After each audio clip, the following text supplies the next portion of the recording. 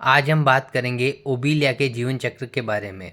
ओबीलिया के जीवन चक्र में लैंगिक द्विरूपता पाई जाती है। लैंगिक द्विरूपता का मतलब होगा इसमें दो तरह की अवस्थाएं पाई जाती है।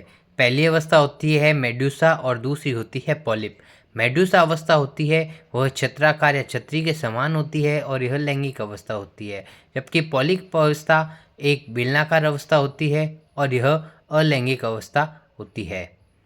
ओबीलिया के जीवन चक्र को हम कुछ स्टेप्स में विभाजित करेंगे।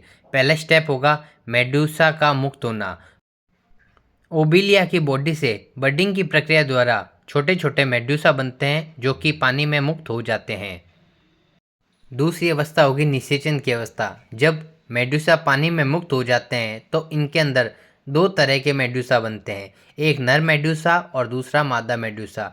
नर मेडूसा शुक्राणु यानी स्पर्म को उत्पन्न करता है, जबकि मादा मेडूसा अंडाणु या ओवम को उत्पन्न करती हैं। ये दोनों स्पर्म और ओवम जल में छोड़ दिए जाते हैं और जल में इन दोनों का मिलन होता है, जिससे यह एक तरह का भाई निषेचन कहलाता है और निषेचन की प्रक्रिया के द्वारा युग्मनज या जाइगोट का निर्माण होता है। तीसरी अवस्था होती है विदलन या विकास की अवस्था।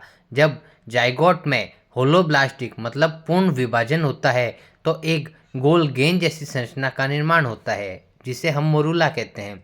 मोरूला बाद में धीरे धीरे एक खोखली संरचना में बदल जाता है, जिसे ब्लास्टुला कहा जाता है। ओबीलिया के जीवन चक्र की चौथी अवस्था होगी प्लेनुला लार्वा अवस्था। यह बहुत ही महत्वपूर्ण अवस्था होती है। इसमें ब्लास्टुला में गैस्ट्रुलेशन मतलब गैस्ट्रुलेशन की प्रक्रिया के द्वारा एक लार्वा का निर्माण होता है। यह लार्वा पेनुला लार्वा कहलाता है।